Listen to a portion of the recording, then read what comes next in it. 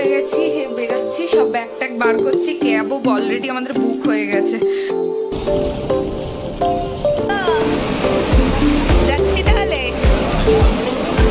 আবার একটা special light আছে এই যে, আমাদের যখন কোনো কাজ থাকে না আমরা ট্রেনের স্পিড মাপি।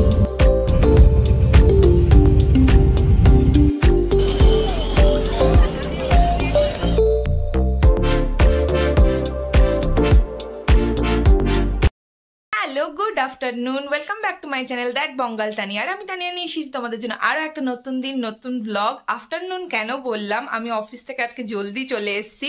আজকে হলো 1 ফেব্রুয়ারি। তো জানি তোমাদের জন্য ব্লগ দিতে প্রচণ্ড লেট করে ফেলি, বাট সরি, এইবারে হয়তো আর হবে না। চেষ্টা করব খুব তাড়াতাড়ি সব কিছু ব্লগ দেওয়ার। তো পেছনে কিছু দেখতে পাচ্ছ, ব্যাগ প্যাক হয়ে রয়েছে, কিসের জন্য কেন। তো চলো আজকের দিনটা স্টার্ট করা যাক। আশা করি তোমাদের এই ব্লগটা দেখতে খুব খুব ভালো লাগবে। তো চলো দিনটা স্টার্ট করি। ট্রিপের একটা কারণ আছে, কারণ হলো আমাদের 4 ফেব্রুয়ারি 3rd অ্যানিভার্সারি। তো সেই জন্যই আমাদের ট্রিপটা প্ল্যান করা। যেহেতু আগের বছর আমরা চুমাং গেছিলাম, তো এই বছরও আমি ভাবছিলাম কিছু করা যাক। তো সৌমের সাথে হঠাৎ করে আমাদের দুজনের মধ্যে প্ল্যানিং হয়ে গেল, চলো ঘুরতে যাব। তো কোথায় যাচ্ছি? দার্জিলিং যাচ্ছি। খুবই শর্ট ট্রিপ, 2 দিনের মাত্র ট্রিপ, কিন্তু নিজেদের রিল্যাক্সমেন্টের জন্য কিংবা দুজনে একসাথে একটু টাইম কাটাবো সেই জন্যই ভাবা। তো সেই হিসাবেই যাওয়া। আর মোটামুটি ব্যাগ প্যাক হয়েই গেছে। আমি একটা ছোট কাঁধের ব্যাগ নিয়ে নিয়েছি, একটা ছোট ট্রলি নিয়ে নিয়েছি, আর একটা হাতের ব্যাগ যেতে খাবার টাবার সব কিছু থাকবে। আর আমার একটু মনটা খারাপ, কারণ আমি একটা ড্রেস নিতাম। ড্রেসটা আমাকে পুজোতে দাদা গিফট করেছিল, বাট আনফর্চুনেটলি ড্রেসটা আমি খুঁজে পাচ্ছি না।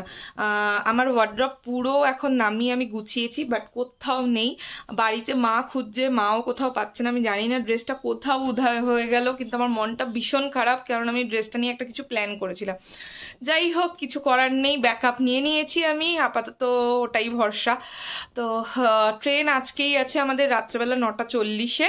তো কোন ট্রেন, কোথা থেকে কি করবো না করবো সবই তোমাদের সাথে শেয়ার করবো। এখন একটুখানি রেস্ট নিয়ে নিই, তারপর তোমাদের সাথে পরে দেখা হচ্ছে। ফাইনালি হ্যাপি, কারণ আমি ড্রেসটা পেয়ে গেছি। মা ওখানে মা বাবা পুরোদমে খুঁজেছে, কোথাও পাইনি। লাস্টে আমি আবার আমার জায়গাটা ভালো করে দেখলাম, যে জায়গাটা অ্যাকচুয়ালি থাকারই কথা নয় সেখানে ঢুকে বসে আছে ব্যাগ করে। ফাইনালি শান্তি, আমি পেয়ে গেছি। এত রিলিফ লাগছে ড্রেসটা পেয়ে। অ্যাকচুয়ালি পরার থেকে বড় কথা, আমার ড্রেসটা মানে দাদা গিফট করেছিল পুজোতে, তো সেটার জন্য আরো বেশি খারাপ লাগছিল যে পাচ্ছি না। ফাইনালি পেয়ে গেছি, মনটা বিভৎস খুশি। এবার শান্তিতে আমি যেতে পারবো। হয়ে গেছি, বেরোচ্ছি, সব ব্যাগ ট্যাগ বার করছি। ক্যাবও অলরেডি আমাদের বুক হয়ে গেছে। তো ঝটপট করে আগে বেরোই, তারপরে বেরিয়ে পরে কথা হচ্ছে।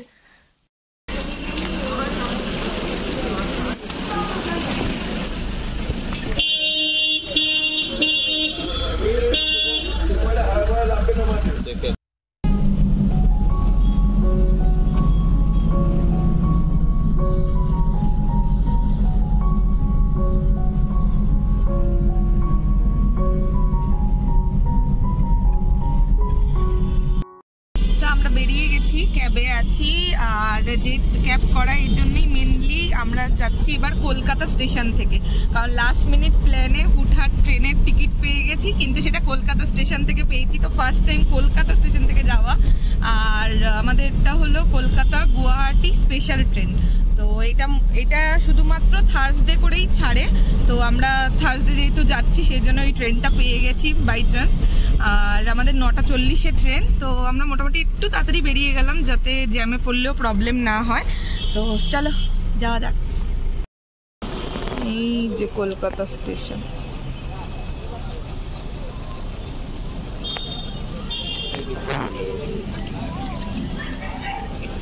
গাড়ি ছেড়ে দিলাম।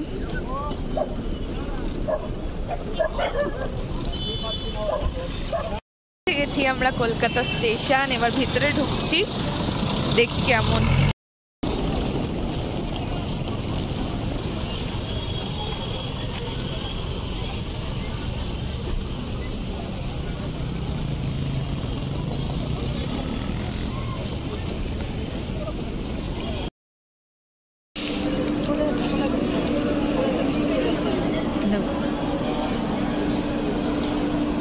পৌঁছে গেছি 9:05, না আমরা আরো আগে পৌঁছেছি, 9:45 পৌঁছে গেছি আমরা। এখন বসে বসে ওয়েট করছি দুজনে। আর 9:05 বাজে সবে, এখন 9:40 ট্রেন। যাচ্ছি তাহলে। আমাদের হানিমুনেও আমরা দার্জিলিং গেছিলাম, আর 3rd অ্যানিভার্সারিতে আবার দার্জিলিংই যাচ্ছি। পাহাড় ছাড়া যাওয়া যায় বলো তো? চলো। বলবে না?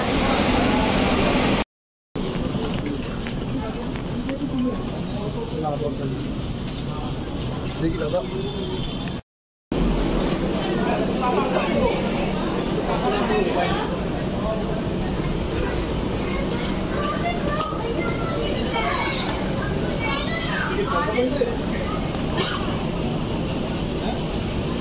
ট্রেন দিয়ে দিয়েছে অলরেডি।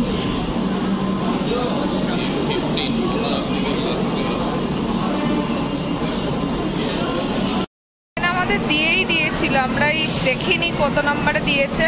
তারপর সোম বাইরে গিয়ে দেখে এলো, দেখলো 4 নম্বরে আমাদের অলরেডি দিয়ে দিয়েছে। 1 নম্বরে আমরা বসেছিলাম, তো অনেকক্ষণই ট্রেনটা দিয়ে দিয়েছে। কি আমাদের M15 অনেক দূর পড়েছে, দেখা যাক, প্রচুর হাঁটতে হবে।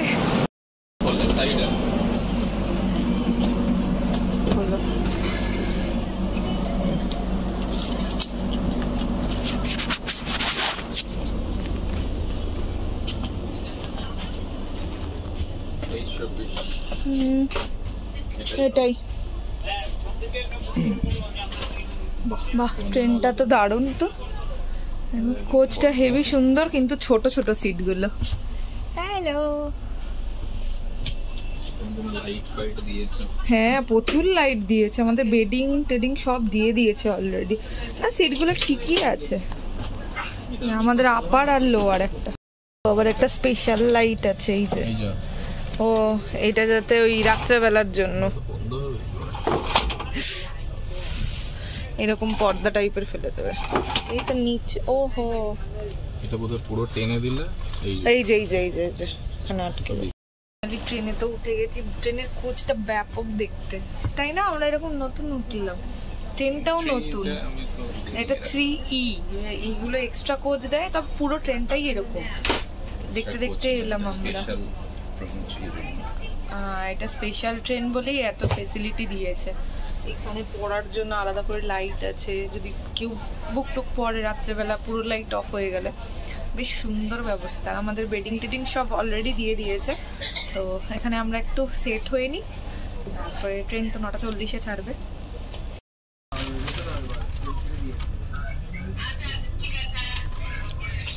ছেড়ে দিল। মাকে একটা ফোন করানো। আমাদের যখন কোনো কাজ থাকে না, আমরা ট্রেনের speed মাপি।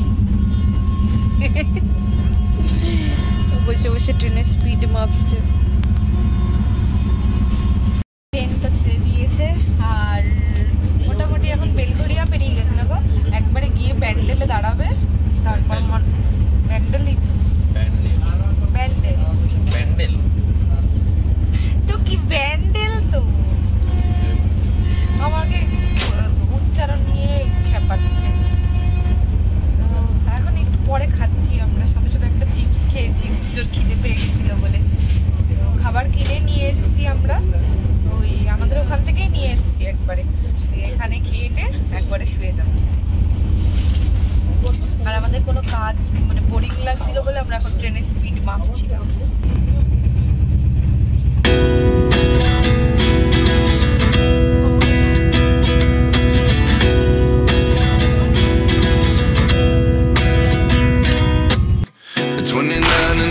Myself wondering what did happen to the last 10.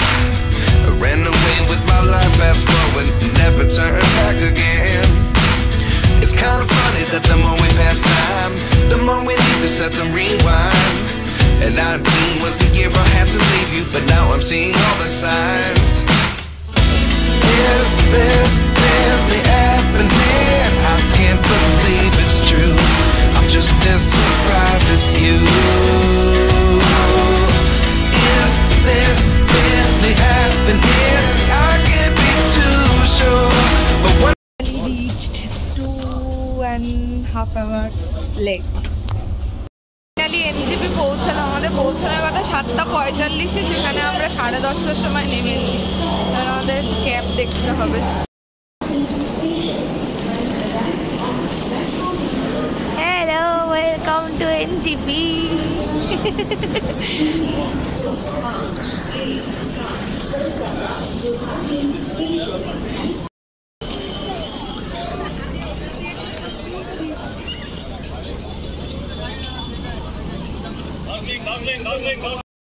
O finally এবার আমরা অ্যাকচুয়ালি কোনো গাড়ি ফাড়ি বুক করিনি। আমাদের এবার প্ল্যানিংই ছিল আমরা একবার শেয়ার ক্যাব দেখবো কেমন হয়। তো আমরা শেয়ার ক্যাবই নিলাম, পার হেড 300 করে নিচ্ছে। তো এই যে ঠিকই আছে তোমার গাড়ি। তো আমরা বলেছি সামনে দুজন বসে যাবো, কারণ পিছনে বড্ড ঝাঁকুনি হয়। তো সামনে বসে আরামসে যাওয়া যাবে। মোটামুটি ক্যাবটা রেডি হয়ে গেছে, এইবারে এটা ভর্তি হলেই ছেড়ে দেবে। আর আমাদের হোটেলটা একদম দার্জিলিং স্টেশনের কাছে, তো ওখানে নামিয়ে দিলে বললো ওয়াকিং ডিস্টেন্সে। দেখে নিচ্ছি একবার নেমে, তারপর দেখে নাও। মাঝে হয়তো একবার দাঁড়াবে, খাওয়ার জন্য স্টপ দেবে। তারপরে তুমি কই?